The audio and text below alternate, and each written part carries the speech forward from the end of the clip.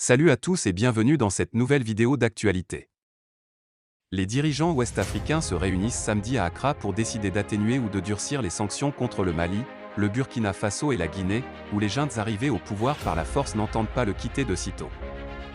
Les leaders des pays de la Communauté économique des États de l'Afrique de l'Ouest, CEDEAO, rassemblés en fin de matinée dans la capitale ghanéenne doivent dire en particulier s'ils maintiennent, allègent voire lèvent les sévères mesures de rétorsion infligées au Mali le 9 janvier pour stopper le projet des militaires de gouverner 5 années de plus. Le Burkina, autre pays sahélien pris dans la tourmente djihadiste, et la Guinée ne sont pour l'heure que suspendus des organes de la CEDEAO. Mais les juntes en place entendent y rester 3 ans et exposent leur pays aux foudres de la CEDEAO. L'Afrique de l'Ouest a vu se succéder les coups de force des colonels et lieutenants-colonels en moins de 2 ans, putsch le 18 août 2020 à Bamako, nouveau fait accompli parachevant le premier le 24 mai 2021, putsch le 5 septembre 2021 à Conakry, putsch le 24 janvier 2022 à Ouagadougou. Depuis 2020, la CEDEAO, alarmée du risque de contagion dans une région vulnérable, multiplie les sommets, les médiations et les pressions pour abréger les périodes dites de transition avant un retour des civils à la direction de leur pays. Elle se heurte aux résistances des nouveaux hommes forts, qu'il s'agisse du colonel Assimi Goïta au Mali, du colonel Mamadi Doumbouya en Guinée ou du lieutenant-colonel Paul-Henri Sandaogo Damiba, qui se sont tous fait investir président entre-temps. Les nouveaux gouvernants en uniforme invoquent la gravité des crises auxquelles ils sont confrontés, sécuritaires au Mali et au Burkina, sociales et politiques dans les 3 pays. Ils veulent avoir le temps nécessaire à ce qu'ils présentent comme leur entreprise de refondation de leur État, et à l'organisation d'élections crédibles. Ils se drapent dans la prééminence de la souveraineté nationale sur les règles de gouvernance ouest-africaine.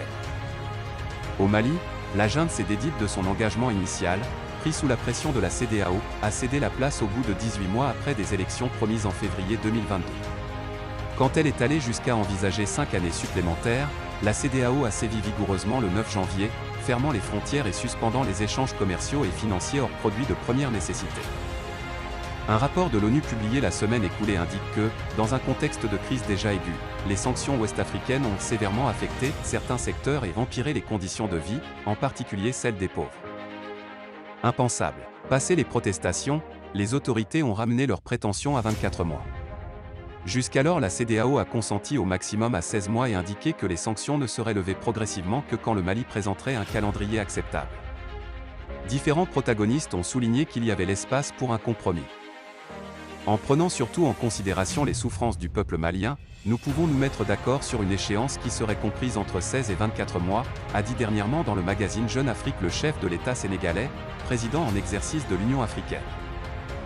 En revanche, pour la Guinée, la CEDEAO va devoir prendre des mesures, a-t-il dit. Il a qualifié d'impensable le délai de 39 mois, depuis ramené à 36, que s'impartit le colonel Doumbouya. Lors d'un précédent sommet le 25 mars, la CEDEAO avait donné à la junte jusqu'au 25 avril pour présenter un échéancier acceptable. À défaut, des sanctions économiques et financières entreront immédiatement en vigueur, avait-elle prévenu. La CEDEAO a déjà annoncé le gel des avoirs financiers des membres de la junte et de leurs familles. Ils ont l'interdiction de voyager au sein de la CEDEAO.